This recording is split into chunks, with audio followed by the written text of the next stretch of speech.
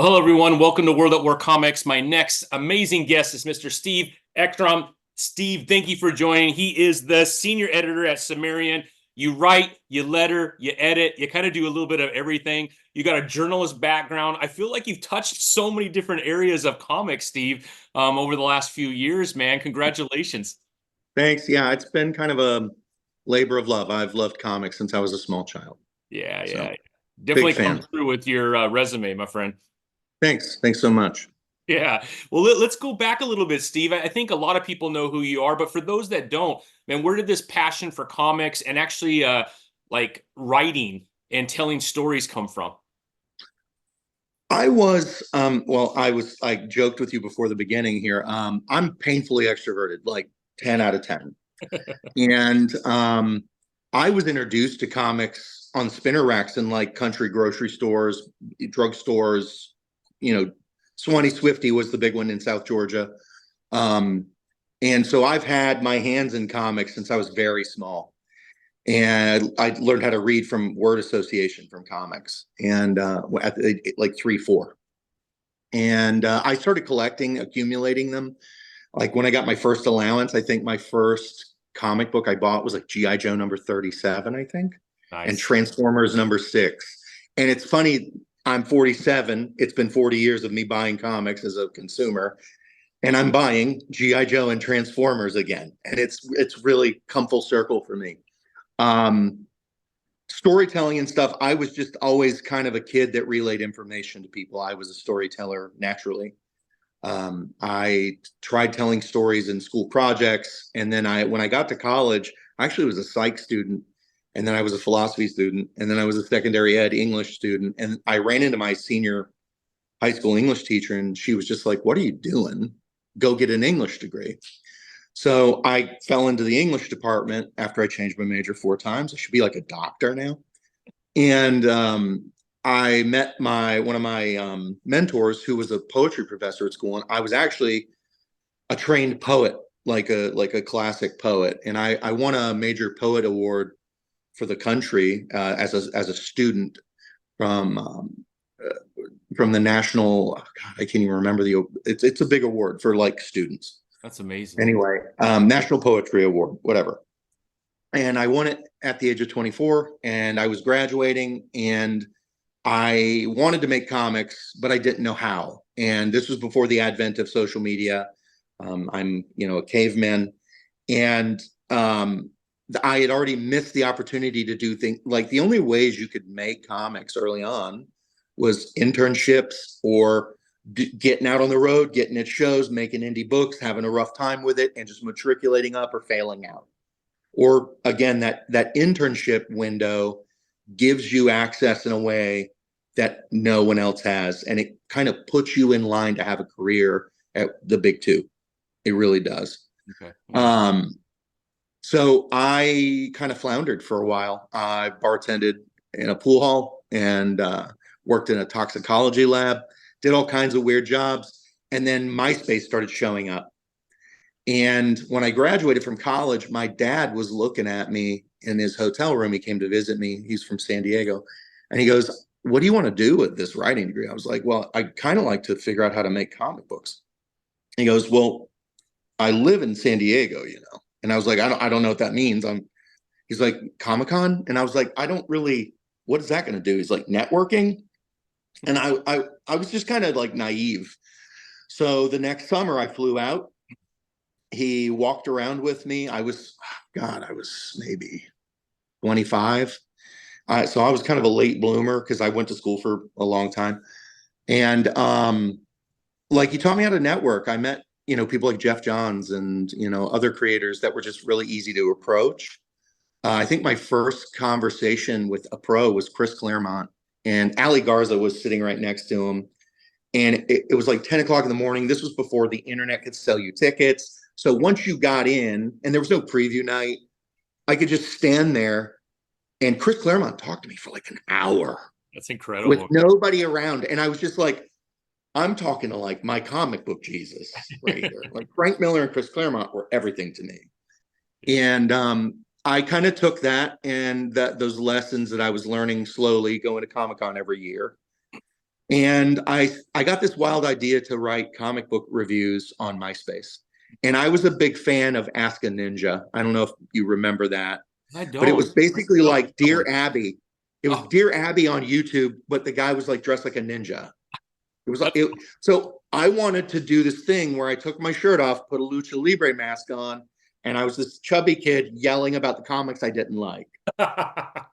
Because plenty love of it. people write good reviews of things. Well, what ended up happening was I was like not ready to get in front of a camera doing that. So I started writing little book reviews, and somebody named Troy Brownfeld, who was running a thing called Shotgun, a website called Shotgun Reviews, and he was also the leader for Best Shots on Newsarama at the time. And he was like, "Hey, man, why don't you dump this mass comic dork thing you were going to do and come be Steve Ekstrom and review books with your literary degree?" And I called my buddy Adam Sandler, or not Adam Sandler, Adam. He's gonna laugh at that. Um, I'm sorry, I'm blanking. I was up till 5 this morning. No, you're okay. My buddy Adam, he worked at Toy Fair magazine. He was the managing editor of Toy Fair. He was my assistant editor on the literary magazine at the college. Oh, And cool. I was like, "Hey, dude, what should I do with this?" And he goes, "They're our direct competition. You should take whatever thing they offer you." And I was like, "Oh, okay." I didn't know that Newsarama was like the CNN of comic book news kind of thing. So I started reviewing books for them. And then about 2 months later, MegaCon, like 2007, was rolling around. And I volunteered to do some free work for the website. And I ended up, my first interview in person with somebody was Mike Carey when he was joining Adjectiveless X-Men at the time. And we had a really good conversation, really good interview. I turned in 5 pieces pro bono. And the work I did was so good that my boss was like, "Hey, I'd like you to keep reviewing books on the side, but I'd like to hire you to do 5 articles a month." And he gave me a little page rate. It was nice. It was just a little bump in pay. I was waiting tables at the time. I had like a 2-year-old, and I was trying to figure out how to solidify my grown-up life. That's awesome. And I took it upon myself to buy a bunch of indie comics in Artist Alley, and I reviewed them in like one massive like excerpt type interview. And several of them contacted me back. "No one ever gives us exposure of this nature. You were very kind. You were constructive in your criticisms. This is great. Would you like to be in our next anthology?" Oh, cool. And I was like, I don't even know how to get an artist. So I started getting on things like digital webbing. And I found a guy named Doug Draper who like also was, kind of floating around not knowing how to get started. And I said, "Hey man, I work at this website. People are starting to give me attention. Let's combine efforts." Started teaching myself how to letter comics in Illustrator, based on like the teachings of like Richard Starking and Nate Picos. And I'm big fan of both of those guys' work. And I buy Blambot fonts for everything I work on. And I made my first little 8-page horror comic for this anthology, and it had like, the characters had to have names. They had to have, there was a setting, there was, all this stuff. And I basically told a little creepy, abrupt horror story. And I got it published about a year later in their anthology. And I then got it published again in another anthology, because like what most people don't understand is that these things are printed in such a small manner that you can get them printed in like 5 or 6 different things. You own it because it's free work most of the time. So I've had my first comic, which was called Breakfast, published in 4 different anthologies. Several years later, as an alum of my university, I gave they hired me to do an honorarium where I came and spoke to, and they republished that story in the literary magazine as an alumnus That's feature. awesome. It was neat. That's fun, It's man. kind of cool to be validated. And Yeah, absolutely. I wound up publishing it with Top Shelf on their digital anthology, Top Shelf 2.0. Mm-hmm. And then they asked me, they're like, "Hey, can you make another scary story for like October of next year?" So Doug and I got back together, and we got Breakfast colored by a guy named Jesse Turnbull. And then we had another story that was called Haunted. And it was actually an semi-autobiographical story about me and a girlfriend that were breaking up because I told her I saw a ghost. And they're both on Top Shelf 2.0. If people want to go, if you want to see my early work, I would love to, man. That's awesome. they're fun comics. They're just Yeah. short. This one's Was it 12 another pages. short? Was the Haunted another short, like 10 page or It was 12 pages. 12 pages? That's And yeah, I just wanted to expand a little bit because I was trying to really, one of the things that I think most people don't learn when they're trying to matriculate into comics is pacing. Pacing is like one of the worst things that most people struggle with. And I saw that as, hey, this is the thing I need to learn first. You know, I already know how to tell a story as a writer. I went to school for that. I was taught these, I was given so many tools for my toolbox. And then I knew that this was a critical part of the structure of this medium, and that pacing is everything, and like scenic shifts and dialogue shifts, and the fact that we read left to right, and you have to know how to have people hang on a page turn, and then you flip it, and that way you're just going faster. I learned about these things just kind of slowly because I wanted to tell good stories to people. I want our money. These things keep getting more and more expensive because of inflation, but the money matters. And if you're telling something to me, an average comic book in 2000, I did my senior thesis on this. Part of my thesis explained that reading a comic takes about 7.5 to 8 minutes, a 22-page book. And I just want to make sure that if I'm doing something that's got $5 that you have to give me, I want you to get your bang for your buck. absolutely, yeah. But I also made mistakes in that time period. I worked on Zuda. Do you remember Zuda? Zuda, yeah. Yeah. I did a webcomic in July of 2008, or no, 2009, excuse me, called The Ares Imperative with a guy named Mikhail Bergfist.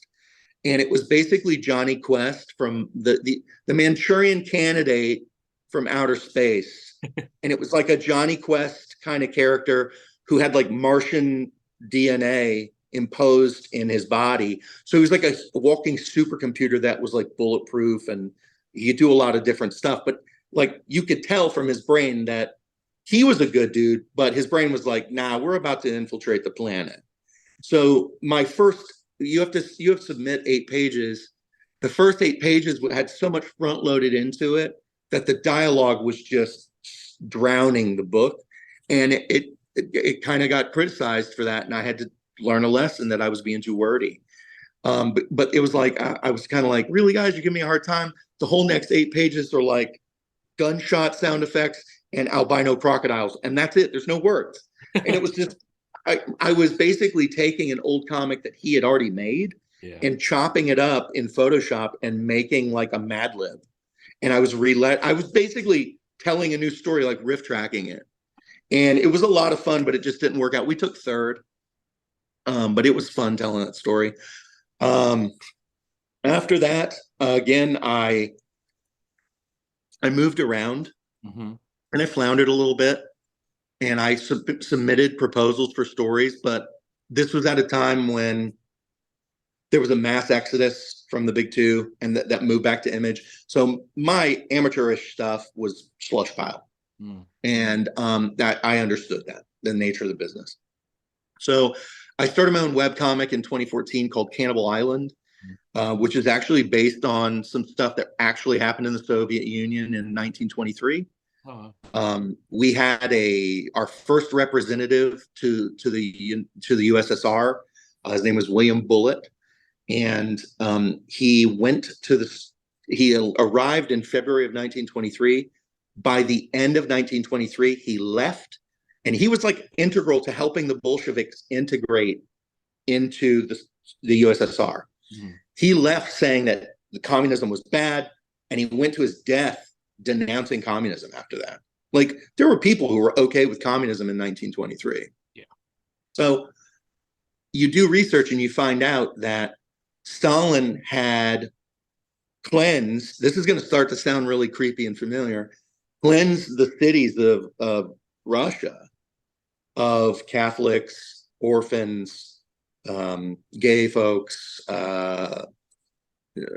Romani people. We would use the term gypsy, which I don't think is a safe term anymore. Just a lot of different what we would call, but what were called undesirables back then. So they were shipped to these labor camps Does it sound familiar? Yeah. But they weren't like Nazi death camps. They were work camps where they would drop you off in the middle of the woods and they would give you lumber, food, whatever supplies you needed to build your own city. And they would go, okay, we're going to have a guard outpost right here. If you want to live, you will build a city, you will build a town, or you won't survive and we'll shoot you and we'll take our supplies and go somewhere else. So this happened all over the Soviet Union. And as we all know, capitalism and communism are great on paper, but human greed is what really ruins both of them. So this was in effect the best people had the best stuff in communist Russia. Right. And so as the supplies dwindled to nothing, as the higher ups took stuff, less and less was being dropped off. So there was 6,000 people that were carted to an island called Nazino that's out in the outskirts of civilization in Russia. And they're dropped on this island that's about the size of 4 football fields. And within 2 weeks of them being left there, it devolved into cannibalism. Oh, wow. And it went unreported. This was hidden from the world because Stalin was so sensitive to the idea that the outside world could figure out that communism didn't work. So they had a habit of lying. They did the same thing with the Red Ripper of Rostock, which was a serial killer that ran rampant in the 60s and 70s in Russia. Killed over 50 children.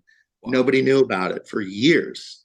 So when communism ended in the 90s, this French researcher found some documents that were the transcriptions of like telegrams and stuff that went from Nazino to Stalingrad.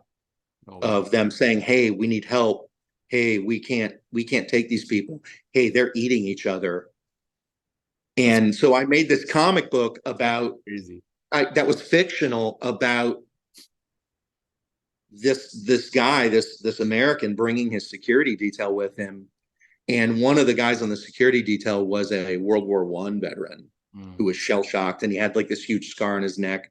He's actually based on a buddy of mine who died from esophageal cancer. So this was all symbolic for me. Yeah. And they infiltrate the Nazino camp. And so it's all a historical fiction about this translator and this guard accidentally fumbling into this horrible situation. And somebody lives. Yeah, somebody lives.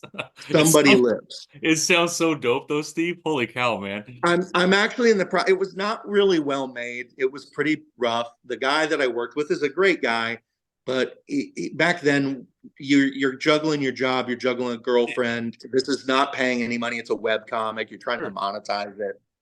I got about 22 pages out of it.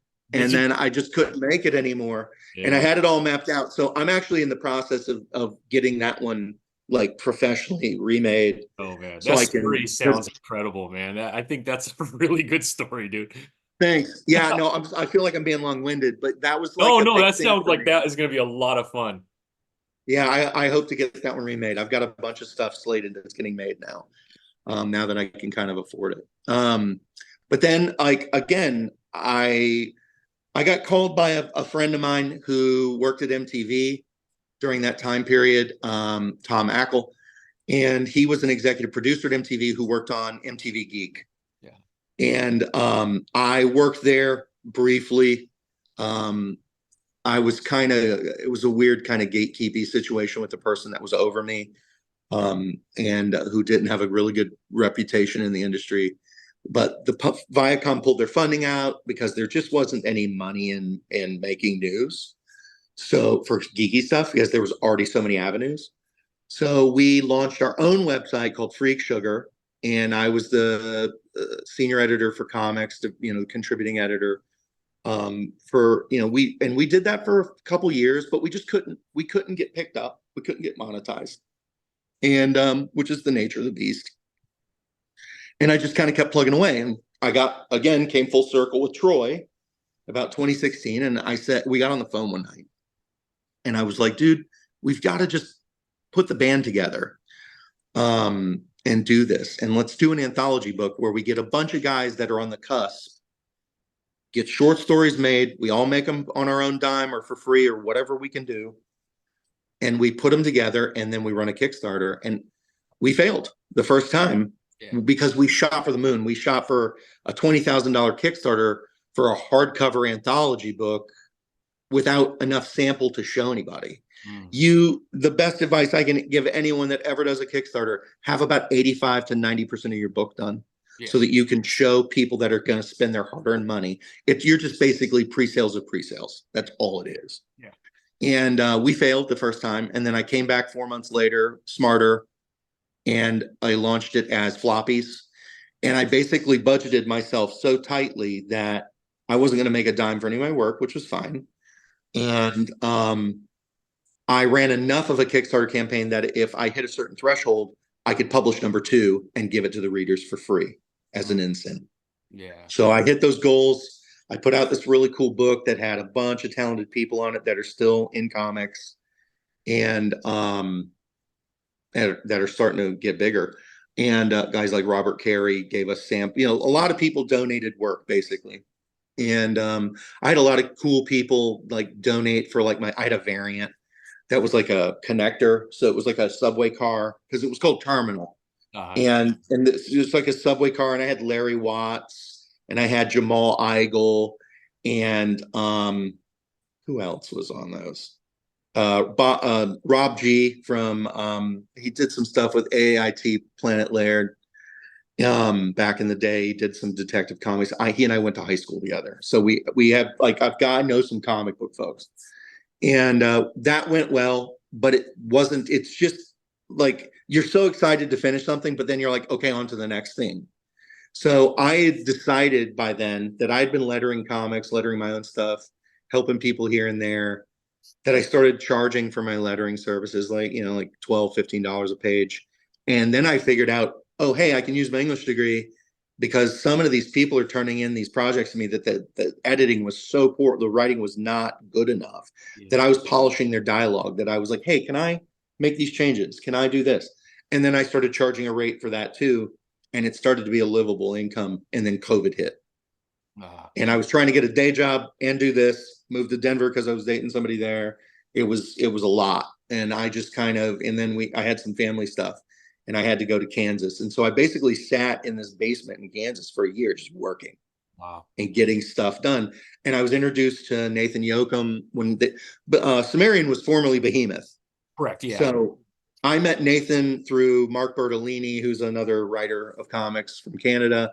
And they introduced me, and Nathan and I had one of those like stepbrothers moments where we're like, did you just become best friends? Yeah. And we talked on the phone like a couple of, schoolgirls for like months. And, we started pitching things. He was like, let's come up with some licenses that you might want to work on. Right. Yeah. And we pitched things like, tried to look at Fright Night, because that was a comic series back in the like early 90s, late 80s. We looked at Peaky Blinders, but they didn't want anything. I even put like a pitch deck together with Rob G, which it was just gorgeous. Would be amazing as all I wanted to do was tell the stories that they weren't telling, like when they came home from the Somme, what happened to Tom Hardy's character when he got shot in the face. I had an old man Shelby story to finish it out, where it flashes forward like 25, 30 years later, and Tommy Shelby just lives out in the countryside by himself, and his grandson has his dad's name, which they didn't like, and he's like a loser that gets into all this gambling debt, and Tommy has to like go into town and settle his debts. Old school way. I had so many fun things, and they just weren't interested. They just weren't interested in me. I'm going to take that old man Tommy thing and turn it into an actual comic with another title. But we pitched this movie called The Rental, and it's basically it's a really cool indie horror movie that Dave Franco directed and produced. And it's about these two couples who go to an Airbnb. And so the first 2 acts of this movie, which I highly recommend this movie, the first 2 acts of this movie are it's like a drama where it's like these 2 brothers are dating these 2 women, but the one brother is like sleeping with the other brother's girlfriend because they're business owners together. And then there's like a weird Airbnb guy that shows up and he's kind of a bigot and he's kind of a scumbag. And they're just like, the fuck is this guy's problem? And then he leaves. And then they have like a dog with him that goes missing. And as they're looking for the dog, there's this like fog rolling in. And then this guy just kind of comes out of the fog. And he's got this rubber mask that looks like the old dude from the Six Flags commercials. And he's creepy as fuck. Just absolutely creepy. And the third act of the movie is just killing, and it's fast paced, and it's frightening, and it's very effective. And then you find out that this dude just kind of lurks Airbnbs, and he's like an Airbnb serial killer. So I proposed a sequel to it that starred my best friends that are all in a fantasy football league together. We do destination fantasy drafts every year. So we went to this gorgeous place in Helen, Georgia. I was like, perfect setting. I got composite. I had an artist do composites of several of my friends, and I just had plans to murder all my best friends in a comic book and be on theme with this awesome movie. That's and so they cool, never even responded. It was so, I was really upset about it. But yeah, so I kept pitching things. Yeah. And then I was also working on a book with Vanya Miskovic that's called Soko that came out last April. And I was just approached to letter that's 8-page sample. And Vanya was like, I would like to tell a police story. I like to watch police dramas in Serbia. And I was like, okay, where are you going to publish this? And he was like, I don't know. And I was like, well, I said, I don't know if you've talked to a lot of Americans, but there is no unfortunately, there's no pro cop anthology, it's all just police stories where the people are on the up and up. I was like, maybe we could develop this into a project. And I said, he was like, well, I want to make a lot of small projects because I can spend the money to make little things, but I've never thought to make something with scope. And, I hadn't gotten this far with something because it's hard to put things together when you don't have a lot of money and you're living check to check in this economy. And it's like kind of dwindling. And we just kind of talked it out and we developed it. And I said, hey, man, have you ever seen The Departed? Have you ever seen The Wire? I said, what if we made like a Serbian version of that? But his impetus was about fuel smuggling, which is a thing in Eastern Europe, in Africa. People manufacture their own gas, and it's like really bad for the environment and very dangerous. And I watched a documentary on it in Africa. They like come in and they just break open all the barrels and let it seep into the earth. It's just gas. It's crazy. That's crazy. Right? Yeah. So I said, dude, I don't think people are going to understand what fuel smuggling is. Yeah. Like a Western audience. So what's a big deal in Serbia? He was like, human trafficking. And I was like, ding, ding, winner. Oh. This is important. Like, this is a big thing in our country. Every year, the Super Bowl is the #1 day for human trafficking in this country. And so he was like, yeah, this is something I read about. I'm a lawyer in Serbia. I was like, okay, well, let's talk about this. So we developed Soko. And it's essentially an older cop, like a veteran cop, and his younger partner who is corrupt. And he's married to this girl who her uncle is a human trafficker. He's a gangster. And a big part of his operation is Serbia is a filter state. So what happens, I didn't understand this about human trafficking. I learned a lot about this. People from the Middle East come in through Serbia to go to Western Europe to get amnesty because the countries are terrible. And so, but the more nefarious people that have humans you have women and children trafficked into the Middle East for their nefarious purposes. And so there's like a human trade. And I just thought it was like we kidnapped. It was like Taken. You kidnap young girls, you break them in, and they go on a yacht.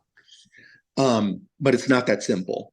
So we wanted to kind of show the natural look at human trafficking as like a sub-element of this crime drama with a corrupt cop and a noble cop. And we published the first 3 comics. Unfortunately, the 4th one was indefinitely delayed, and it probably is going to have to be picked up at another brand to be republished. I'd like to finish it.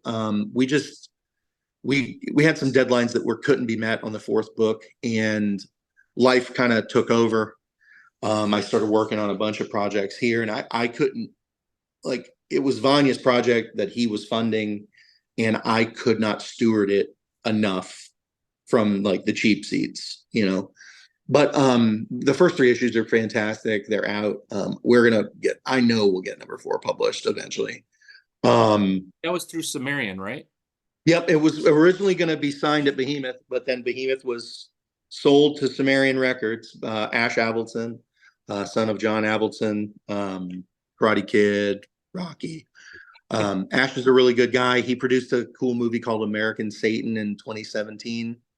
Wrote, directed, produced. That's about a rock band that, you know, has a Faustian deal. And I kind of enjoyed it. And he has a television show that's oddly adjacent to his movie with the same, most of the same cast. And it's more of a dramedy. And it's on Amazon. It's called Paradise City. And it's really cool because it, like, the horror movie aspect of this movie was that, you know, they made a deal with the devil and then all this bad stuff happens. But evil prevails and kind of saves the lead character. His name is Johnny Faust, and it's played by Andy Biersack from the Black Veil Brides. And Malcolm McDowell is the devil. And really, I really just love the aesthetic and the dark nature of the movie. And so you take it into this television show that's more, has this more dramatic, you know, kind of comedy feels, naturalism. And it's about them recovering from all the bad stuff that they went through and the troubles that they have now from their life in the movie. That where they rose to the top because they made a deal with the devil. And there's still these like, angels and devils lurking in the background. And it's like the consequences. And I really just enjoyed it. So one of the first things I pitched was when they made the switch, is I said, I would really like to tell like a companion book that melds the movie to the show better. And that kind of tells the story in between the lines of what happened to these characters developmentally. And so that hasn't been produced yet, but it's done. We're kind of, I guess they're just kind of waiting for something in the schedule to fit. And I think they're in the process of filming season 2. Nice. So it would be kind of a beautiful segue to have these two things. Sure, yeah. And I was pitching a lot of stuff, but I pitched a thing that's connected to a very popular 90s rock band. I can't really speak on it because I don't want to hype it up and it not ever happen. Right. But I got to write a cool, weird science fiction story connected to a band I'll tell you about after we've stopped. And we're just waiting for the singer to approve it. And it's a really weird story that's kind of it's weird science fiction that's almost has like a, I'm a registered Democrat, but it has a very QAnon adjacent kind of theme going on in it. It's weird. And so yeah, there's that. And then about 18 months ago, Nathan was like, hey man, what do you think about pitching for X, Y, and Z? And Z was the fog. And I went, okay, wait a minute. I don't know if you know this, but John Carpenter's like my favorite thing on the planet. I literally am wearing a Michael Myers t-shirt this morning. And I'm a kind of a morbid dude with all this stuff. And I was like, I love that movie because it was like the second horror movie I saw as a child. Really? Yeah. Halloween being the first. I was one of those kids in 1980 that saw the NBC Halloween movie that they released like simultaneously that when Halloween 2 came out in 80, 81.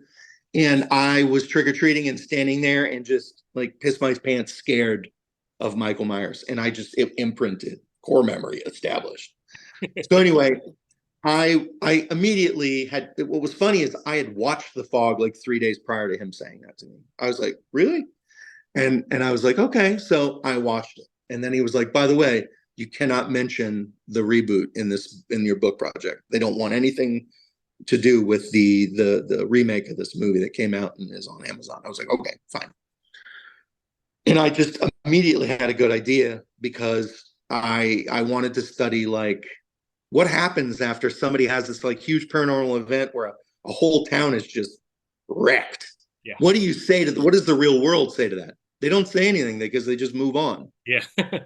So my idea was that Antonio Bay becomes like a paranormal and a paranormal bed and breakfast, vacation spot Yeah. that becomes a touristy attraction, but it's still a fishing community. So like Andy Wayne, the little boy from the first Fog, he's got his own fishing business, and he's married to another girl that's from the town, or his parents, or whose parents are from the town, a legacy family that's from the town, and they have a kid. And Stevie Wayne, Adrienne Barbeau's character, is still doing DJ stuff in the lighthouse, and now she's dating.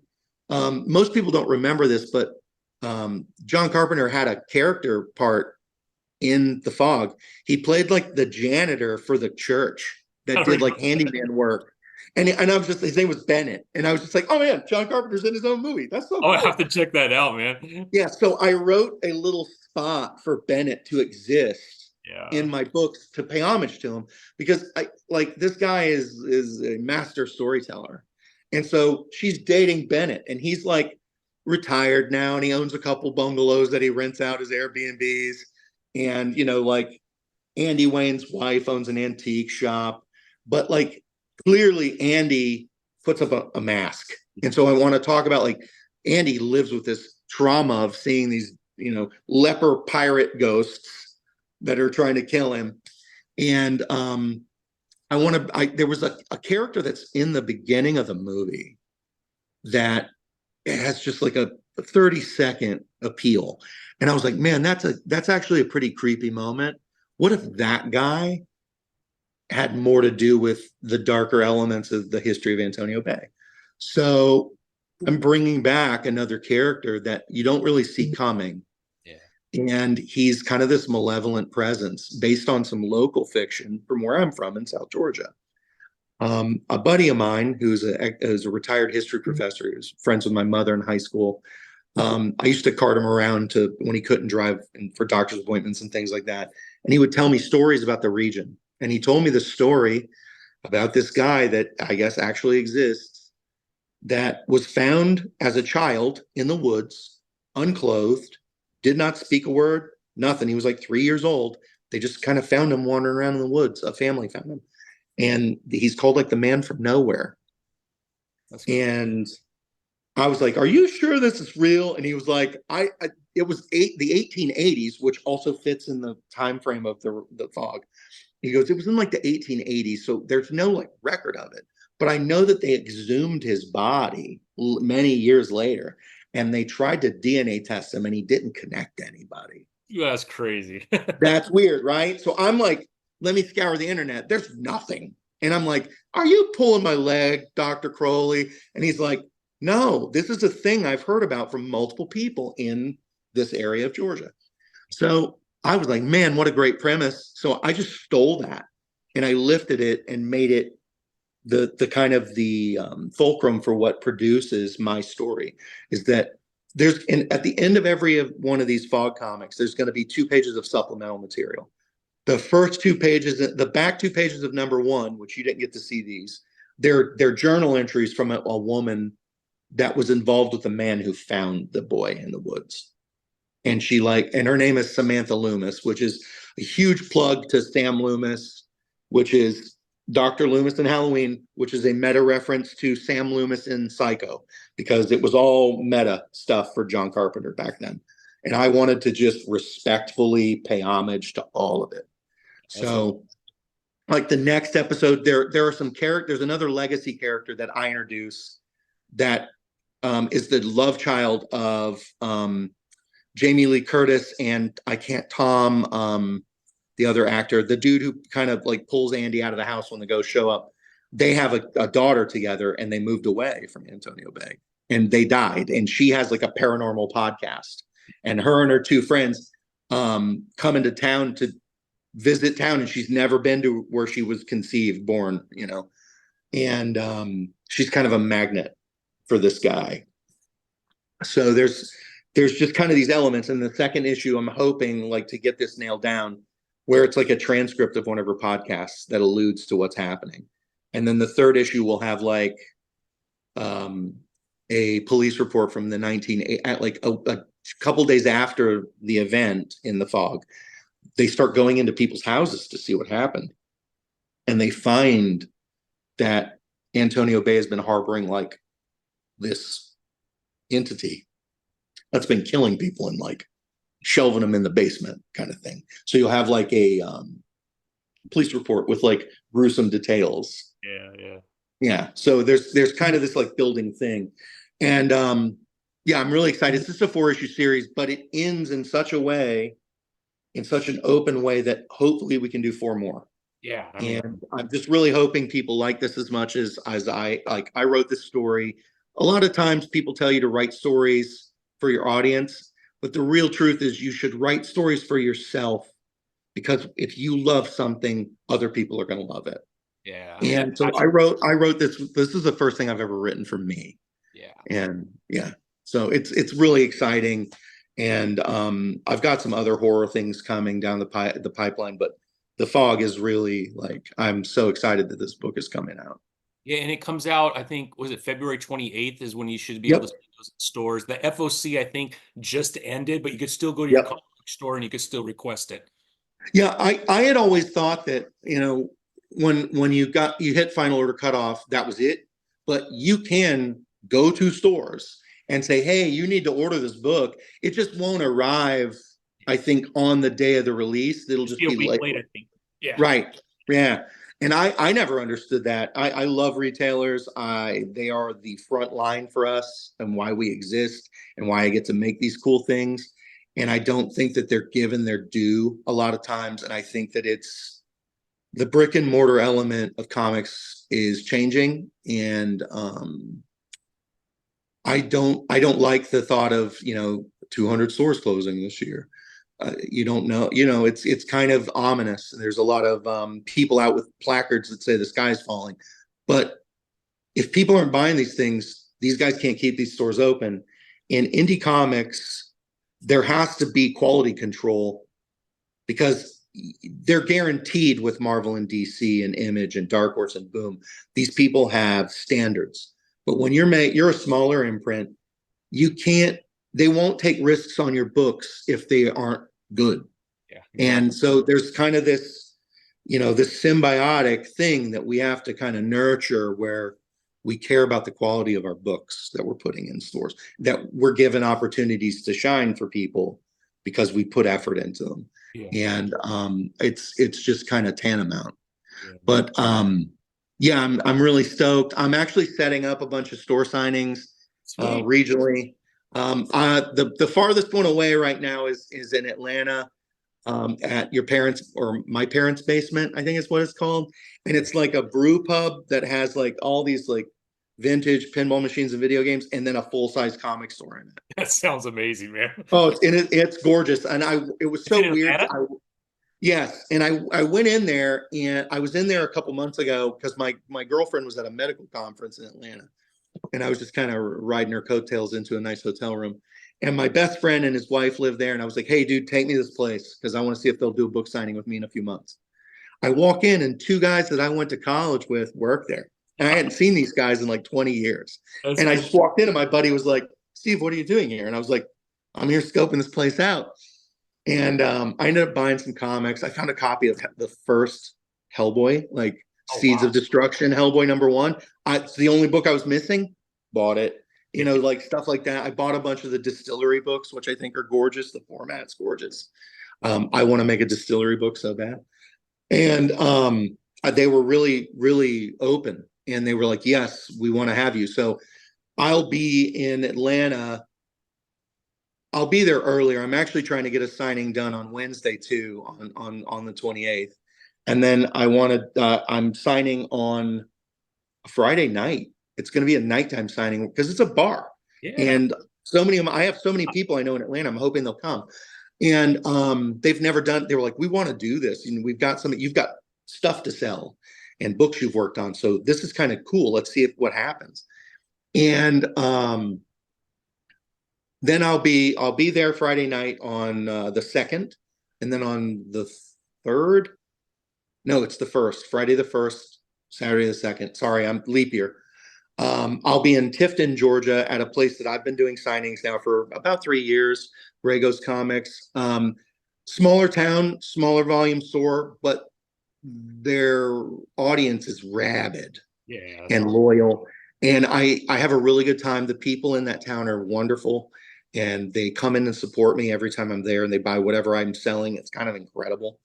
And then I'll be heading back down. I'm from Valdosta, Georgia, which is about an hour south of that. Um, I I don't think I can make a time where it would be an advantageous place to do a signing there. I'll be doing a signing. What's after that? I'll be getting back into town. We're driving up to the Orlando area to Maitland, and I'll be doing a sign. I think it's called Blackbird Comics and Coffee House, and it's going to be in Maitland, Florida. And I'll be signing with Brooklyn Prince, the little girl from Cocaine Bear. Yeah. She'll be there doing, and we're trying to work out a thing where we're both in the store at the same time. She has a book from Sumerian coming out the following Wednesday after the fog comes out. So we'll both be in the store doing a signing there, doing promoting there. And then I'll be after that, I've got another signing the weekend after that locally in South Florida where I am, at a place called Docking Bay 94. And I'm trying to set up something at a huge store called Tate's that's nearby me. And I'm just like, I'm going to have like 6 or 8 stores. Nice. And I was telling you, and I can kind of leak this without showing anybody yet. I am getting my own variant for my web store to Nice. sell, and I'm basically going to have virgin variants. I'm looking at like 150 of those, and then I'll have 50 foil virgin Nice. variants with a cover by Drew Ragland. I will probably put the cover for my book up next week on social, just because I want to get the order done, and I want to make sure it's coming before I make a promise that, hey, I'm putting this really gorgeous thing out, and then it doesn't come out. Right. So Yeah. I want to make sure all my I's and T's are dotted and crossed, and That's really then exciting, Steve. That's awesome. yeah, thanks, man. It's labor of love. I've loved comics my entire life, and it's all I've ever wanted to do. Yeah, yeah. Can you talk a little bit about the genre that has, I know you spoke a little bit about it of watching Halloween and some of these movies growing up, but it seems like horror has been a huge part of your life and kind of that thriller genre. Can you kind of talk about the passion behind that? Because it seems like that's where your wheelhouse is and where you feel most comfortable. I think that like fear is the most like love and fear are the two things that when you think about hatred, it really when you kind of root cause analysis hatred and things like that, you find yourself coming back to fear.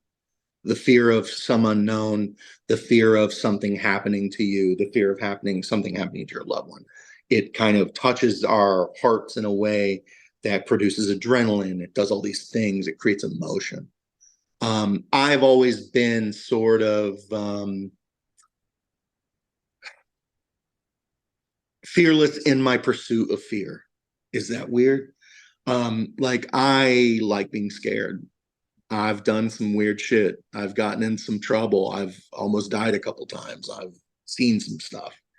And when I watch horror movies, when you think of like what the people who like John Carpenter, Toby Hooper, Mhm.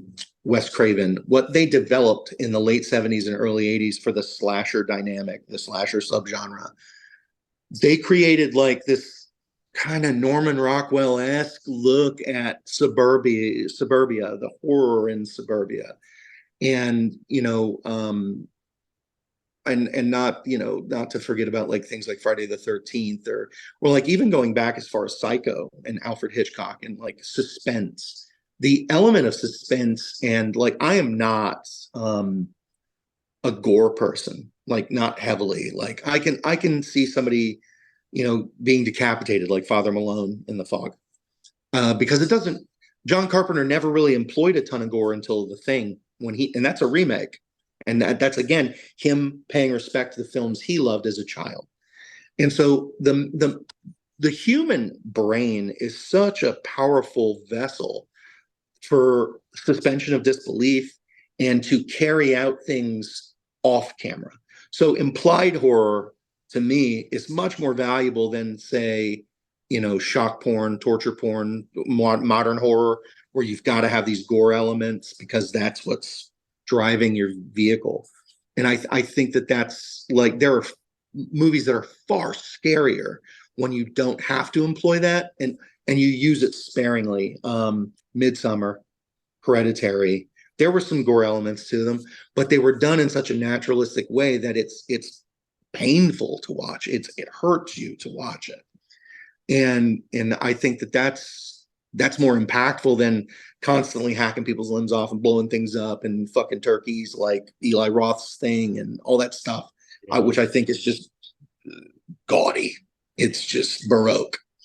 But yeah, horror has been a thing in my life. Like, I was one of those kids that my parents wouldn't let me watch horror movies, so I snuck over to other people's houses to watch them. So I had seen like all the Friday the 13th by the time I was like 10, all the Nightmare on Elm Street. And this is a weird story that actually I told this anecdote in front of my girlfriend's family, and it was like, I think I made a mistake doing this. But when I was a kid, I was obsessed with Freddy Krueger. Yeah. Like, I lived in a military base in Korea, so like when the novelization of Nightmare on Elm Street 1, 2, and 3 was produced, I bought it, because I had an allowance, and the people working at the bookstore had no filter to stop a child from buying this. So people would be like, "What do you want to be when you grow up?" And I'd be like, "I want to be a serial killer." And like my mom would just like lean over and be like, "Stop being an asshole and just say engineer," and I would just be like, I just think these things are cool. I love watching scary movies because I like being afraid. I like the feeling I get from being afraid. And I told this, my girlfriend and I, my current girlfriend that I live with, we're sitting down with her family, and Chris just kind of looks at me. She goes, "So Steve wanted to be a serial killer when he was like 10 years old." And they're like, "Wait, what?" And I was like, so I told him this anecdote, and I just kind of at the end went like, "Huh?" And they were just, it was crickets. Yeah. Like, they were just kind of like quietly judging me. Like, this dude might be a little weird. And I was like, I'm a lot weird. You aren't ready. You don't even know, man. Yeah, no. But it's like, I've been telling horror stories my whole life. Like, I love the nature of like the oral history of like a ghost story, and how like stories change over time. And when you hear like local lore stories like I had heard, there's another story that I'm going to be digging into that's actually a real thing that happened in where I'm from, where in the late 60s, 4 kids were getting drunk and out driving around. They broke into a church and they saw something. They go to the parishioner. He's living in like a trailer down the road from this church in the middle of nowhere that's like 120 years old. It's called the Burnt Church because it burned down. I've been inside of this thing. There's only like, it's like a primitive Baptist church, so it's like raw wood. Yeah. And it's been around since the 1800s. And Dr. Crowley took me out there and showed it to me and let me in. And he's like, yeah. And then the 4 people got in a car accident after they left the parishioner, and only one of them lived. And he's in a wheelchair, and he lives about a mile down the road. And I was just like, holy shit, that's what? And I was like, I'm just writing things down, just like, yes, give me this. This is going to be good. And I'm just cribbing stuff. But it's like that kind of stuff gets your blood pumping. There used to be a bridge, a decommissioned bridge between where my city, Valdosta, is, and smaller town Quitman across the county line. And it's like a bridge that crosses the 2 counties. It's decommissioned, but you can walk out to it. Like, they've dug trenches so cars can't go over it in the woods. And it's like they've turned on one side of the bridge, they've turned up all this earth. Well, kids go out there to smoke pot and drink beer and do stuff, spray paint stuff. And I'd been out there a number of times, and I went out there one night, and as we're coming back into town, a buddy of mine who's a policeman was like, there's been like 2 execution style murders out there in the last like 4 years. I was like, no. He's like, what, do you not read the paper? I was like, no, who does that? And I was, in my late 20s, and I didn't know that, this place had become kind of sordid. And like, you just find local things to kind of drive that desire to be scared. I like the new, like, I'm wearing a Michael Myers shirt that some dude made that looks like a Thrasher magazine thing. He's on a skateboard, but it's like the new Halloween movies come out. I was so excited to see them. The first one was okay. The second one was kind of not okay. And then the third one was just not great. And when you love something like this, you see the flaws in it, but I also just want to hear the stories. And there are themes with trauma and like what happens when mob mentality takes over, and then what happens when people do something on accident, and like those kinds of accidents transform people. So you see these storytelling, narratives. And there's a lot of horror. There's a lot of horror for everybody. I have a trans kid, and we live in fear of somebody harming my kid, and you can't rescue your kid from everything. My girlfriend works in the LGBTQ sphere, and there's a lot of fear for her. She gets death threats because she's written books about stuff. I've had death threats for whatever it's political polarization, getting into arguments with people on Facebook, having stalkers. These things are nebulous, and they creep up on you in a way that is just lives in the back of your mind. Yeah. And it's like you're constantly looking over your shoulder. How do you harness that? And that's what converts into good storytelling, is like taking these things and catabolizing it into healthy stories where we can all relate to each other in like a human capacity. That's awesome, man. That's awesome. And then, like you said earlier, when you have that kind of like connection to the story, and there's a passion with that connection as a reader, you do feel that when someone's writing something that they really enjoy. I think it comes across as a reader too. And when someone is writing something that they're just not that interested in, you could tell as well, right? Just the same way as a writer and an artist not being on the same page, you could tell too, right? You're like, there's like two stories going on here, and I'm not sure which one I'm supposed to be receiving, right? Right. You have to like. What was really cool about meeting Marco and approaching him, because I just loved his work, and I reached out and I said, "Hey, man, we got a budget. What's your page rate like in Italy?" And it wasn't a matchup at first, but then when he found out that it was John Carpenter, approved, like I don't know the veracity of how much it went into this, but we were told through the licensor, at least I was told this, that John Carpenter had a hand in approving the project, so he selected my project with the licensor. That's huge for me. What a huge level up. Yeah. But and like what's crazy is that his wife has a comic brand that he operates out of, and I want to send them an email and just be like, "Hey, can I tell a scary story with you guys?" Yeah. And but like you team up with somebody who loves these things as much as you, and it's like he would send me pages like every day. Hey, what do you think of this? And then he would post stuff, but I'm not allowed to post because I've got Ryan Swanson and Nathan Yoakum going, "Hey, buddy, you can't do that with the licensing agreement. Like, tell them what it is." And Marco's just like drawing stuff and posting it. I'm like, but he can. You're like, he's not telling anybody what it is. And I'm like, I just want to shout from the rooftops that I'm writing this book. But like he and I hit it off really well. When I showed him my scripting style, which I write full script, I don't Marvel method anything. He was just like, "Man, this is great. This is so nice that you've written this tight, organized script so we can track how much dialogue is on a page. You give good descriptions that are cinematic in nature." I watch an obscene amount of television and film. I read books, and I think in frames, because I think that that's another thing that a lot of newer comic bookers don't consider. They think that you're going to have this weird synergistic relationship with an artist where you're just like, I'm going to describe what needs to happen, and I'm just going to write dialogue over it, and then here's the dialogue bullets. And that's not how good comic books get made. I don't think the people at Marvel are trained to do this differently. And if you haven't had that training, or you haven't matriculated enough making these books, you're not going to do that well. And I just think that as a guy that's kind of at the helm of the project as the writer, I think it's very important to have a tight structure that has a thoughtful dialogue, because again, we're paying $5, $6, $7, $8 for these books. And if there's not enough dialogue and you're just page turning and looking at an art book, it's not the same experience. And I think it really is disrespectful to the medium, and I think it's disrespectful to the readers. Great point, Steve. Great point.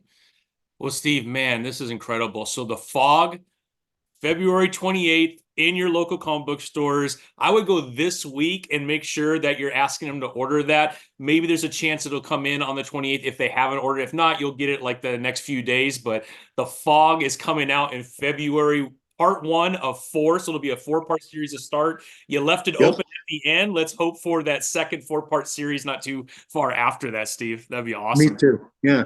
Yeah. Number 2 solicits are already up on previews if you want to take a look. There is a on previews. If you go to previews online, there is, I think, a 6-page preview of number 1 also. Sweet. So take a look, and it's just naturalism and horror. It's set up like I'm excited to scare people. Yeah. I love it, man. Well, issue 1, I mean, thank you for giving me that prequel view of that, but the art is spectacular. The story is amazing, and you set it up really nice for that issue number 2. So I cannot wait to get into that. I will definitely make sure that my comic book store has it. But Steve, man, it's been so fun talking to you. I hope you could come back again when one of your other projects Absolutely. Yeah, I'm working. I'll go ahead and I'm working on a public domain project that's got a major film coming out at the end of the year. I'm not going to talk beyond Hey, that. that's good enough. I don't want to. I don't want to like jinx it. I've got Yeah, a really great artist who's a bit of an unknown, but he works in LA. yeah. He's done storyboards and stuff. And I was telling you, I've got a big name guy that's I've budgeted for the cover, Nice. and I'm really gonna pull all the stops out for it. I just, once we get some publishable material, I'm gonna see. I'd really like to take it to Image or somebody like if I could get in the door at Distillery, I would probably like shoot over the moon. I'd be so happy. Well, that's awesome, Steve. I can't tell you how much I appreciate you coming on today and talking with us. And man, I hope we could do it again. And until next time, Steve, man, I'll make sure I put all the links on how to get the fog and all your other prior work. That way, if you want to know more about Steve and all the great things that he's done over the years, I'll make sure all those links are there for you. Steve, thank you for joining me. You're always welcome, my friend. And it was a pleasure having you today. Thanks, Tommy. I really appreciate it. All right. Have a good one. You too.